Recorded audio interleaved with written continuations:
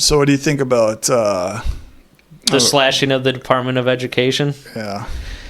I think that there's a lot of controversies in, one of them being abortion, where it's like there's people on one side and there's people on the other side, and they both passionately feel a certain way, and they are afraid to even explore the other side. And for any of these controversies, I think it would be preferable if we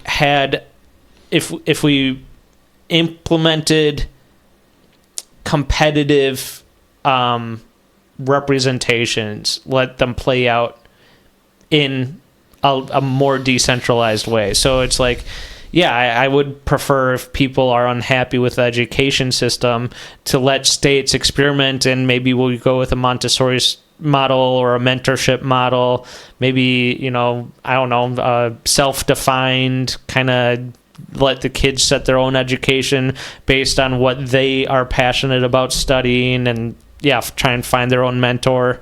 There's all sorts of things that we could be experimenting on, and instead we're on this stuffy Prussian factory, everyone sit forward, standardized tests, but we're afraid of the results, so let's make sure everyone passes, and like you said, worst of all worlds type situation. They should be doing something like China or Japan, where you have up to a certain grade and you just leave it to the kids, pass, fail, or whatever. And then if there's a lot of suicide that comes out of Japan and China if you don't make those standardized tests. Well, it's part of the cultural thing too. Yeah, there's always been a lot of suicide. But sorry, what were you saying? They do get to pick their own curriculum in a large way, or what? Well, I mean, no, they just won't get into any school. The people they'll be forced into areas where they've better fit in my opinion.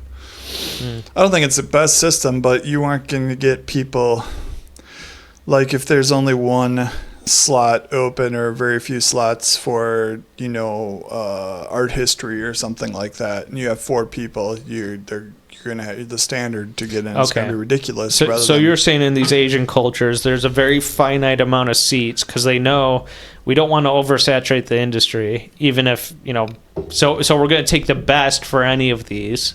And maybe there's a personality test or something that slots okay, these people are better suited. Is that part of it? Well, they have academic tests, I think, at the end of middle school to get into better high schools even. Oh, yeah.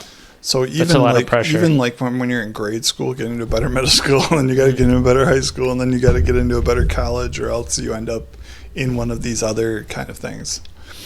Well, and then there's also, if people are motivated to instill a political ideology into the education system, they can use the federal funding as a mechanism to encourage states, schools throughout the states to conform to that ideology.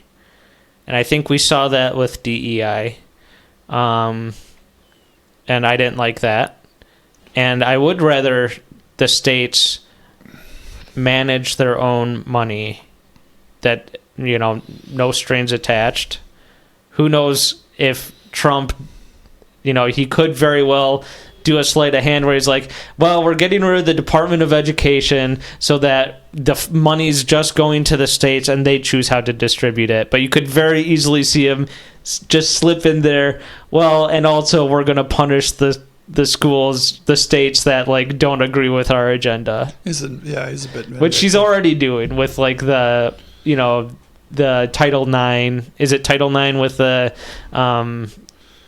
female athletes? Yeah, the female. Yeah. So it's you're already doing what you criticize the Department of Education on, is that they're distributing money to these schools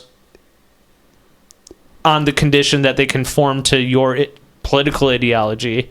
And now you're doing the same thing with Title IX, as you're saying, I'm going to destroy the Department of Education because it's distributing funds with ideological strings attached.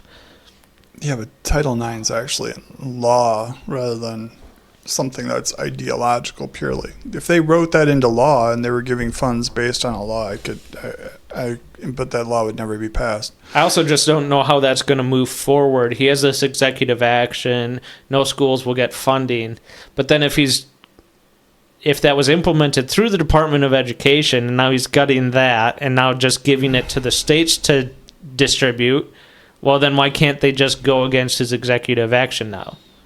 Because now you got rid of the executive vehicle that you had for distributing these funds. No, you can.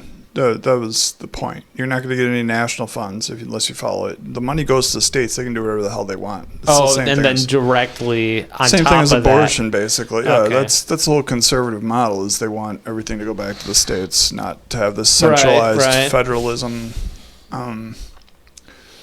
Yeah, and I mean, I don't disagree with it because I'm, like I said, more communitarian. I think if you've got a place with a lot more trades and whatever, might want to encourage a lot more trades for what you need. Like Wisconsin has a lack of rural doctors or whatever. So Sure. that gives Wisconsin, more purchase to actually go out and give incentives for having more rural doctors and things like that. And I think it's much better suited. I mean, if you look at the national or the colleges and national institutions now, should 20 to 40% of your student populace be foreigners?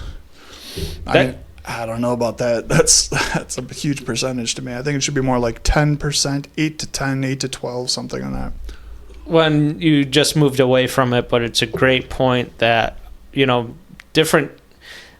big part of my problem with policies is that they are generalized prescriptions for problems that are often very situational. And so it's like, if you had a water crisis in California and they kind of happen to, control the levers of federal policy at the time, and it's like, okay, we're going to limit the water usage after 5 p.m. It's like, okay, well, that makes sense in California. It doesn't make sense in Wisconsin where there is no water shortage. Right. So why are you applying this on a federal basis? So if the money does go back to the states, then they can start to institute things that make sense in those environments. You can have more, more agricultural training if it's an agricultural state. And you can have more fine business business degrees and stuff if it's New York or one of these more metropolitan areas. Right. If it's a tech heavy state, then obviously maybe that would be kind of a mecca for, let's move here because our kid's interested in engineering, and that's where the leading engineering high schools and middle schools, and this will give them the best head start is if we move to that state kind of thing. But mostly I'd be interested in, I think a lot of people are unhappy with our education system. Maybe I'm being presumptuous there, but I think there's a lot of really interesting ways it can go in if there was the ability for people to try and experiment and compete that we're just missing out on. Yeah, I think we should specialize earlier because our general education isn't working anyway with math and science and comprehension. True, and there's no mentorship. And by specializing early, you could get better mentorship because you're going into a specific subject rather than this whole general thing, and you could learn probably skills and the thinking around those skills earlier, which I think would be beneficial. But then again, I mean, if we consider, like, everybody thinks, not everybody, but a lot of countries think we're stupid, Americans are stupid and fat or whatever, but it's like, that's as a percentage, we still produce more intelligence, intellectuals, and fit people than other countries do just by a means of our population. That's compared to, like, European and whatnot. I don't know about China and et cetera, but that's when they say America's so fat. It's like, we've got the most fit people in the world. Yes, both the answer to both is yes. Okay. Yeah, I forget what that's called, where it's like the extremes are more pronounced, and then the middle is like there's less people in the middle. Well, our middle might even be big. I don't know that. It might be that, but it might be just that our population, we've got bigger percentage of all three, especially when you're compared to European countries, because they're like the size of our states, smaller in most cases. So depending on the state, of course, but